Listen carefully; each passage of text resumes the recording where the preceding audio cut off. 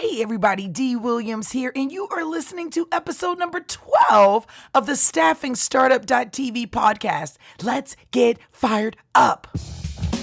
Welcome to Staffing Startup.tv, the podcast that gives you direct access to the world's leading recruitment, staffing, and startup experts. Dee Williams speaks with amazing thought leaders, venture capitalists, and technology trendsetters about their journey, challenges, and successes related to recruitment, staffing, and hiring. Now, here's your host, Dee Williams. Hey everybody, this is Dee Williams, and welcome to the Staffing Startup.tv podcast, where we get fired up about recruitment and staffing. That's right. This podcast is all about the ins and outs, the ups and downs, and all arounds of finding and nurturing and securing the most exceptional talent for companies all across the globe. And today we are diving right into one of my favorite segments, Driven Insights. Today's guest, they're already in the industry. They're coming to bring some insight and some guidance as to how AI fits into recruitment and sourcing and staffing and all the different challenges that are taking place in the industry today. I'm talking industry insight. I'm talking about some fired up energy. Wow. I said, y'all know my energy is flowing, right? Some fired up energy. Today, I want to introduce the Director of Talent Acquisition at Sodexo, Scott Sherman. Hey, Scott. Hello. Good morning, or good afternoon, I should say now. Good afternoon, right? How are you today? I'm really excited about you being here. I'm doing really well. I'm excited about being here as well, and I'm absolutely loving your energy right now. It's really awesome. Look, I was going to say, I hope it's not overwhelming because sometimes people are like, whoa, but I feel like we got to get fired up about recruitment and staffing. I think we're in that space and time. What do you think? Absolutely. This is a great time for recruiting and staffing. Everybody needs us. There's a lot of opportunity. Everybody's seeking talent, and we're right there to solve the problem and help save the day. It's awesome. Definitely. Well, first, I want the audience to know a little bit more about you and a little bit about your background and what you do. One of the reasons why Scott is here today, typically we talk to startups, but in this particular segment, we really get fired up about what's actually going on within the recruiting departments within companies across the globe. They use us. They use our skills, right? Our network, our knowledge. And so we want to be able to connect with them to make sure that we're supporting them in the best way possible and that we're understanding how we can be true partners versus just companies that are throwing bodies over there, right? They are looking for something so much more. And then, really to tap into Scott's knowledge, because he's going to talk to you about this in a minute, but he's also worked in the staffing industry before. So he brings a couple of different perspectives to this mix, which I'm excited about. So Scott, can you tell our audience here a little bit about your background? You bet. Well, right now I'm a Director of Talent Acquisition at Sodexo. I oversee all of our not all of our recruitment, a big portion of our recruiting in terms of anything that is in our facilities, engineering, and technical services across the U.S., and also our strategic sourcing team, a lot of our diversity recruitment, and college recruitment. But before Sodexo, I worked for Volt Services Group, a staffing company that's pretty big on the West Coast, although they are an international company. I got my start working for Volt pretty much right out of college, hiring people for Microsoft in Redmond, Washington. It was a great way to start because it was really just kind of jump full in. They had a really good onboarding and training program. And from there, I've worked kind of in and out of Volt, but I also worked for a startup kind of spin-off company that was developing the bridges you use to do voice conferencing. And they were the leaders in IP. And I started up their recruiting function coming right out of the agency world. But it was a great experience. Went back to Volt for a while and then landed at Sodexo. So that's a little bit about me. That's awesome. So you've seen both ends of the perspective of the spectrum. And I guess the first thing I want to say is, the joys and pains of hiring exceptional talents, right? You've looked at it from a staffing perspective and now you're internal. StaffingStartup.tv is your number one source for news, information, and live interviews specific to the growth and success of niche recruiting and staffing agency business owners. Staffingpreneurs. Can you give us a little bit of feedback or some advice on kind of the differences of working on from a staffing perspective, externally supporting clients versus being on the inside, and like how has that shifted your thought process around hiring? Absolutely. So when I was working in staffing, before it ever worked in-house as a recruiter, for a lot of that was you had these awesome candidates and you were trying to meet the needs of different hiring managers, but you didn't necessarily think so. You didn't know the inner workings of that company as well. So you had to try and pull that out. Had to try and learn that, but you were never sitting in that seat. And so there was a lot of gaps that you didn't always know. And so you sometimes questioned, well, why did they do this? Or why did that happen when I submitted this candidate and they didn't select them? And, you just kept doing your best to get them what they wanted. When I was at Volt, I think one of the biggest things that we were good at was developing those hiring manager partnerships and those relationships with the hiring managers and understanding their business. But we weren't sitting there day to day with them. Yeah. But we brought that value of the talent market, the candidate market, and we would be successful, but we always didn't quite understand the internal workings. And so when I went to work in-house, I learned that it was a lot more that goes into selection than I had realized working in staffing. Sometimes there's things that you pick up in the interview that I had a director of HR say, if you see something in the interview, a behavior, a skill set that doesn't quite look as strong, or a competency, magnify that times 100, and that's what you're going to get in job performance. Wow. So it filled in a lot of gaps for me because I was like, no wonder sometimes those candidates didn't get through. Everything looked great, but there might have been one thing, like a behavioral thing or a competency that you couldn't have picked up. Nobody could have picked up until 3 interviews in.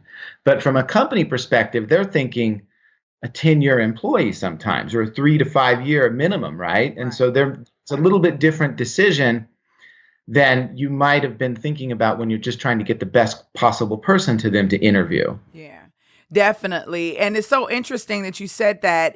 First of all, I think that was like great advice, because a lot of times, especially from a staffing perspective, we're so eager to fill that position that we want to overlook those little small things, and it's like, but you have to accentuate those. So I like the idea of like bringing it out times 100. It's like, whoa, where's your gut, right? You got to go inside and go into the gut.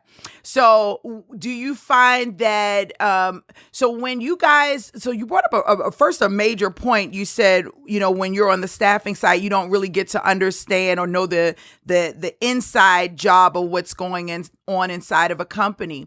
When you guys work with staffing agencies, now that you've lived in both sides of the spectrum, how do you ensure that agency partner has the information and the tools that they need to be successful in helping you guys fill positions like that?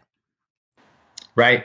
And so now we generally try and include some type of conversation with the hiring manager, but the recruiter or the recruitment manager or director also really trying to kind of fill in some of those gaps. I know that we heard this in the pre-posting call when you were talking to them, but some of the things that you may not have understood is that we've had a history in this market, or we've hired candidates from this background before, and we had, either good experience or a bad experience. So really trying to bring that full picture to that agency partner.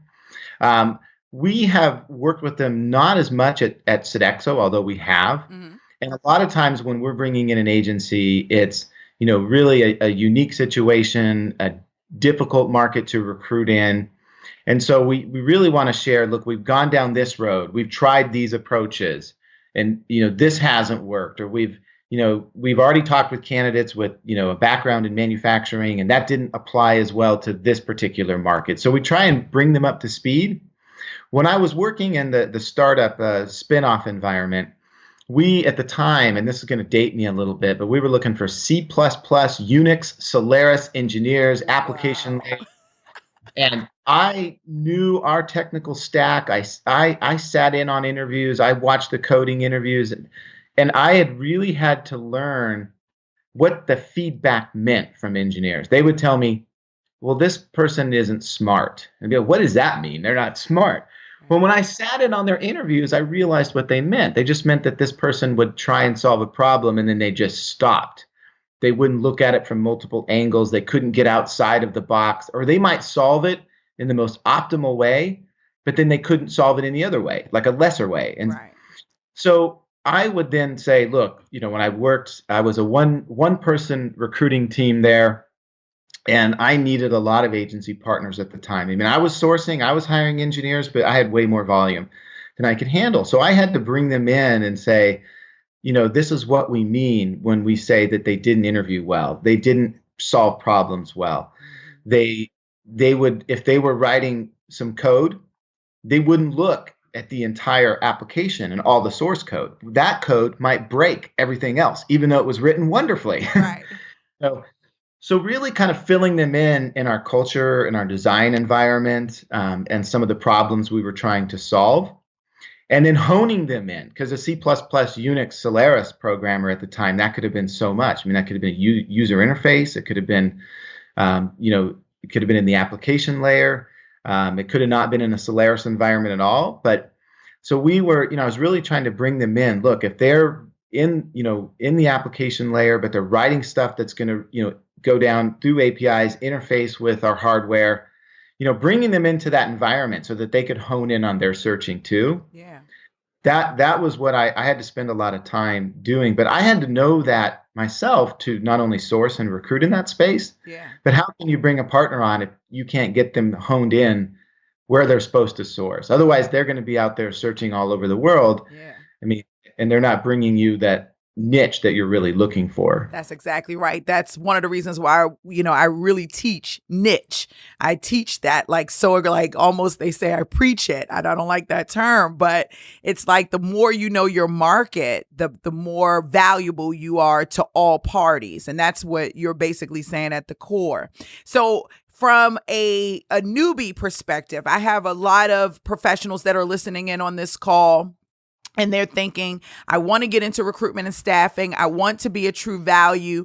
But my biggest question, the question I get all the time is like, how do we get in contact with companies internally? So I've got to ask two questions, two separate questions. So the first question is, when people are typically reaching out to you guys to become a partner. And I know you don't use partners a lot, but when they do, like, what are some of the ways and what are some of the things that they have done to reach out to you and to become successful in that and making that match, right? Because I'm sure you get a lot of calls. So that was the first one. The second one, how often do people reach out to you?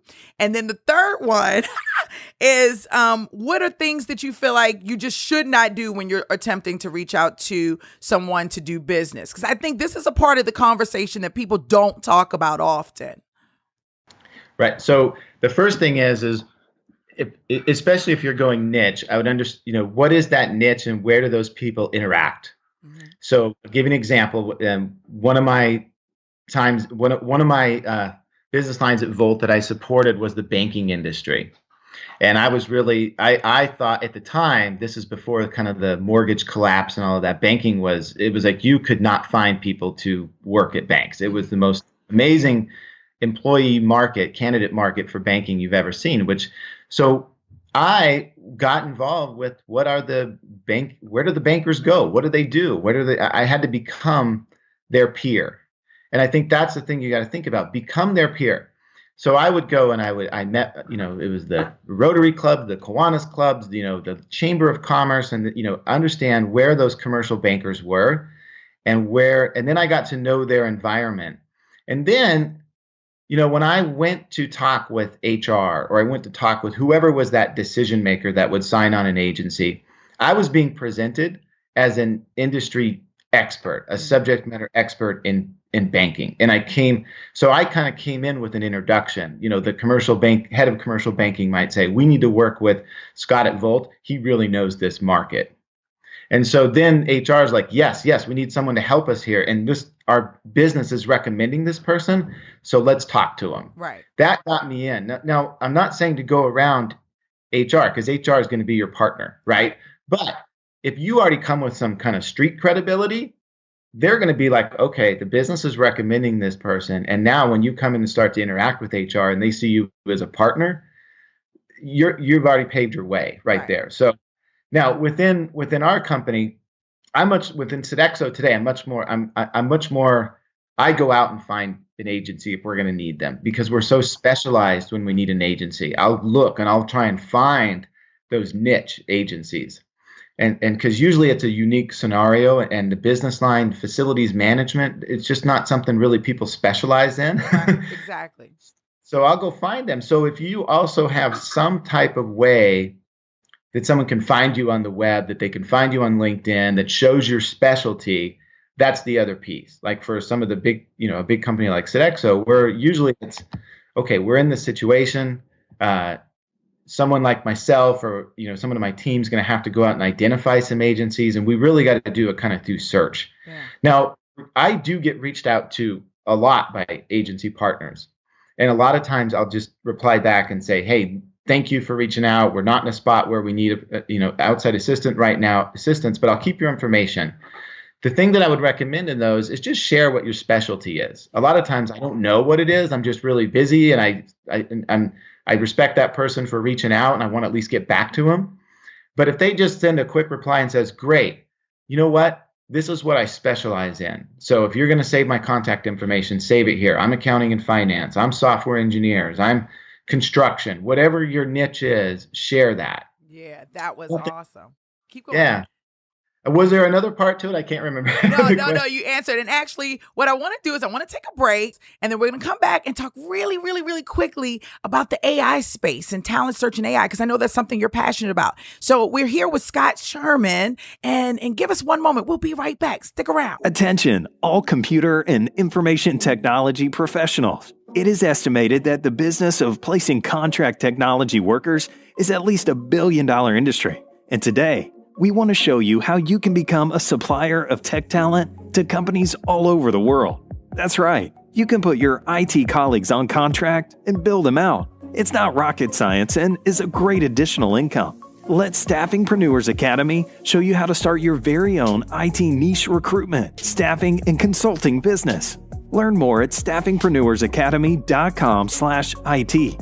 That's staffing, PRENEURS academy.com/IT right now. And we're back with the one and only Scott Sherman, who's the Director of Talent Acquisition at Sodexo. Now, he serves on an executive leadership team developing and implementing industry-leading strategies to source and hire top talent and ultimately a diverse workforce. So, Scott, do you do a lot of diversity hiring as well in the position that you're in? Absolutely. Well, diversity recruitment is interwoven into everything we do. Whenever we source on a job, we are going to leverage our diversity external organizations that we partner with, diversity search strings, colleges and universities, whatever we are sourcing, we are going to interlay diversity sourcing within that. It's just anytime we go to market, there's always a diverse outreach portion to what we're doing. And the reason I asked is because I hear, just as I travel and talk to different companies, that's one of the areas, especially in IT, you hear there's 1%, of diverse candidates in that space, right? You hear that a lot when you start going up the corporate ladder on the executive side. And that's an area that I just hear companies talk about all the time, like diversity, but where do we find them? Even more recently, there's been a lot of conversation in the wealth management space, right? With Chase, JP Morgan Chase and so forth, and them and Uber's chief branding officer. Everybody's talking about we need to get more diversity out there. So it's really cool that you guys are including that in. I want to dive a little bit. I want to talk about diversity and AI. As I'm talking to people and they're looking to fill these diversity positions, the word AI comes up. It's okay, we need to do something different in order to find this talent. Do you guys use a lot of AI, or do you find it, or maybe a better question is, do you find AI to be very helpful in the recruitment and staffing industry for finding for people in areas that are really hard to fill? Well, we are using some AI technologies, and we've piloted some others. So the first part is on the job posting. We've done some pilots and kind of looked at Textio. Mm-hmm.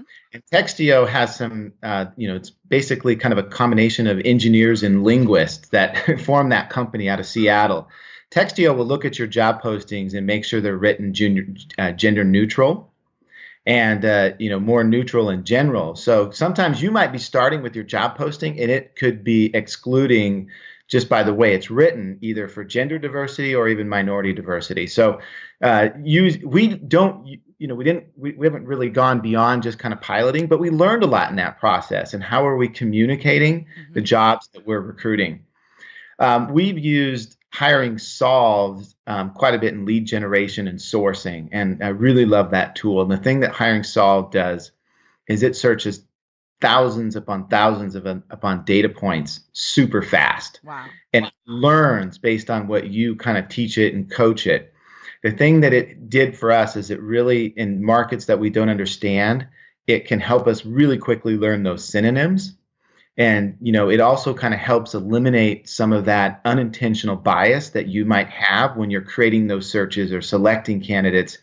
It was kind of bringing us back some people on one search that we were like, why is it bringing these people back? Right. And once we looked into it, we were like, wow, this candidate's really good. And so we were going into the market doing like what we normally do, just a full-on aggressive sourcing strategy that included diversity search strings, that included, technical keywords, that included the business keywords.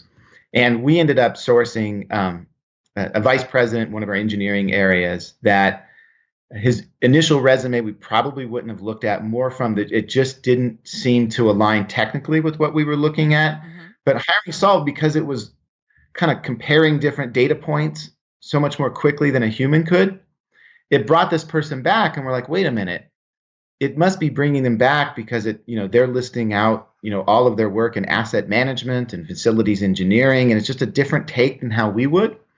And that person is actually was a minority hire at a VP level, and I think that what Hiring Solved helped us to do was look at the talent pool just from a skill set perspective differently than we would have. And the result was we got a top quality candidate who happens to also be a minority. So wow. That's an example. Now we've looked at some, we've kind of looked at some tools like Entelo. They kind of have their diversity search built in. We've looked at Seek Out. That's a new one coming on the market that also has some functions of diversity search built in. They work really well. We've just piloted Seek Out. We do maintain at least one license with Entelo, and we've used that. But all of our recruiting team are CDR certified through AIRS. They're really good at doing Boolean search strings on the web, and so a lot of times they can dive a little bit deeper than some of those tools from a diversity focus that we might today. Yeah. But I think some of the biggest opportunity in AI though is getting some of those biases cleaned out that you don't know that you have. And it's not necessarily targeted a bias that's focused, say, minority or women. It's just maybe the way you're going about writing that search string. It's the skill sets you're looking for that are unintentionally screening people out. And an AI gives you a little bit different focus and a different look at the skill sets. And so I think that's helped us. And we didn't think about it initially from a diversity focus, but it has helped from that perspective as well. That's something I would have never even thought of, just even thinking of AI using it from a biased perspective. And it makes me wonder, like, how are my job description? Like, am I writing my job descriptions out in a biased manner? So I definitely want to check some of those tools out, and we'll list the links in the description below so that you guys can go and check those tools out as well. You are listening to StaffingStartup.tv. My name is Dee Williams. I am your host. We have our special guest, Scott Sherman, Director of Talent Acquisition at Sodexo. We're going to take a quick break. We'll be right back. Attention, all registered nurses, physicians, and healthcare professionals. The healthcare industry has a high demand for workers. The Bureau of Labor Statistics projects 5 million new jobs in healthcare between 2012 and 2022, mainly due to the aging population, number of people needing healthcare, and replacing replacing retired workers. There's a major talent shortage, and you know the talent that companies are looking for. It's time to start thinking about your very own niche recruitment and staffing agency business. From startup through launch, let Staffingpreneurs Academy show you how. Learn more at staffingpreneursacademy.com/healthcare. That's staffing, PRENEURS academy.com/healthcare right now. All right, we are back. And y'all know I get so fired up when we start talking about recruitment and staffing. And then you add technology on top of that. And I'm like, right? And so this is one of my favorite conversations that are taking place right now with Scott Sherman, Director of Talent Acquisition at Sodexo. Scott has such a vast background. He's worked both in staffing, and now he is working on the internal side and the corporate side. So he gets to see things from both perspectives. He's a lover of AI. And then also, Scott, I just have to ask you really quickly, like, what do you think about the transformation of applicant tracking systems that are taking place right now? Like, it's pretty phenomenal that all the things that are going on from a technology perspective with recruitment. Would you agree? Absolutely. And you have this kind of movement to what we've kind of in the CRM and ATS, we kind of joke around, kind of show a little bit of the geeks in us, and we say the one ring to rule them all. You know, kind of the Lord of the Rings reference, where a lot of people want an ATS and a CRM that's all one system. You're not going back and forth.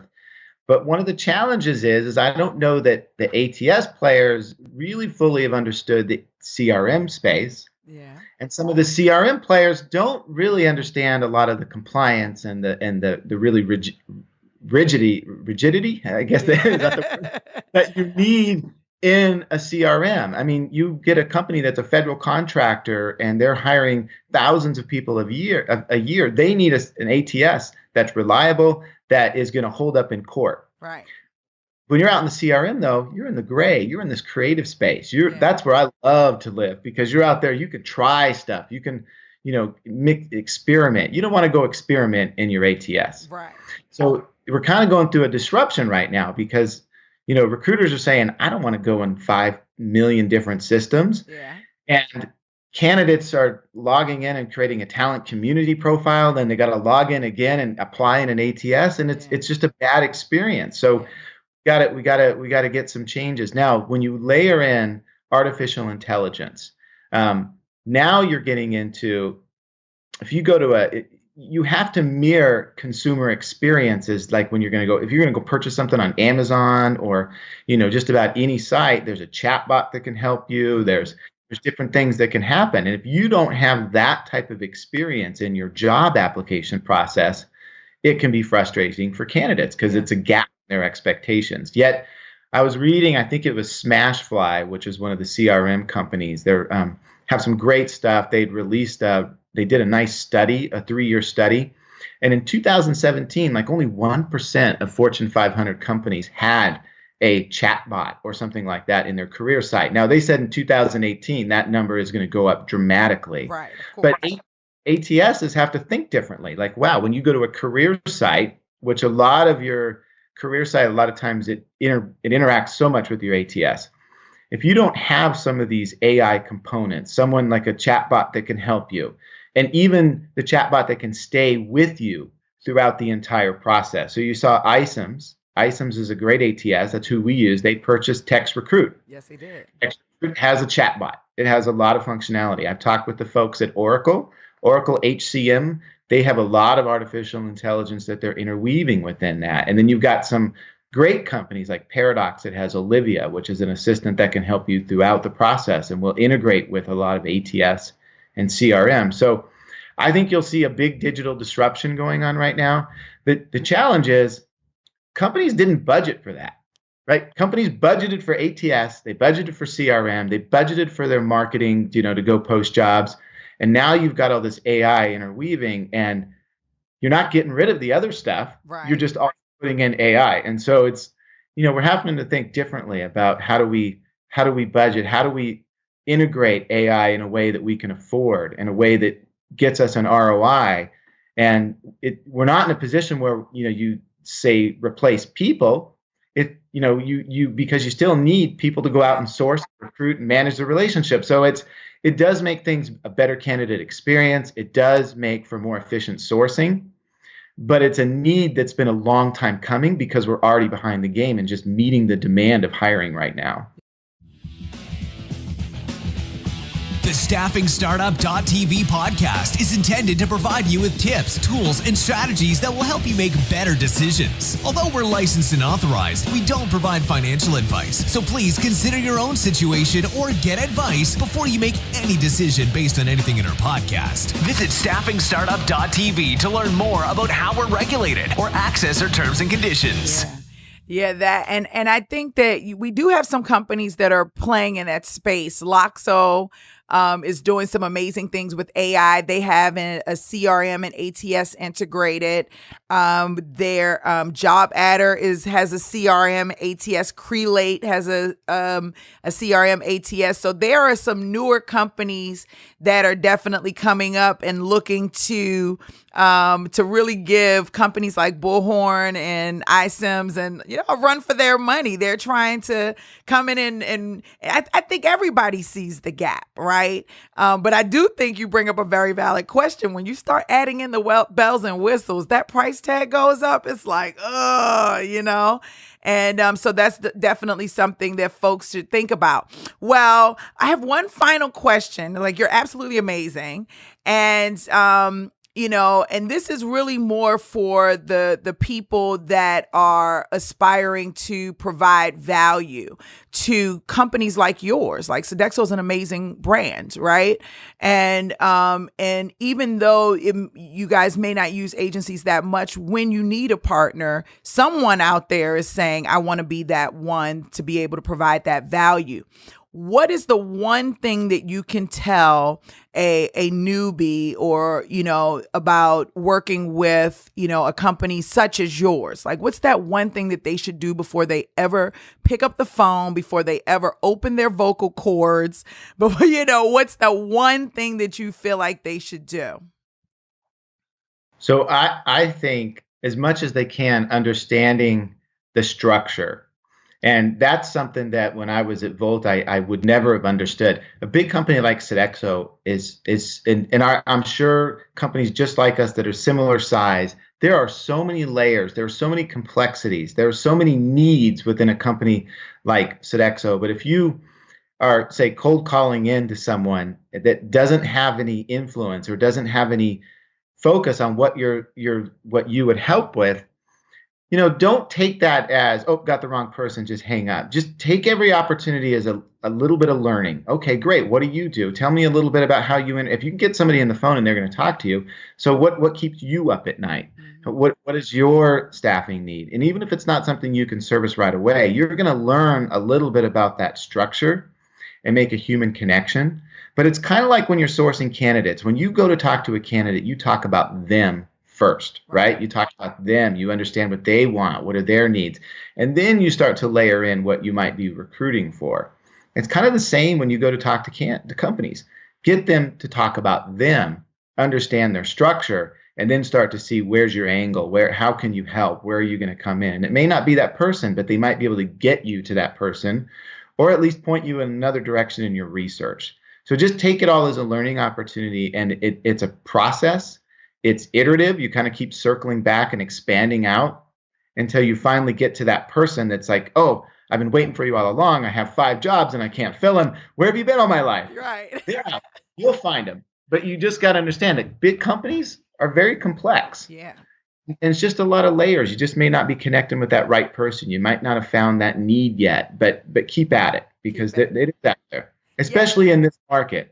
I mean, we're looking at unemployment rates in some of our key markets of 2%. Wow. I mean, anything under 4%, you're full employment. Right. Anything under 4%, you're trying to get people to go to work that don't want to work. Right. So exactly.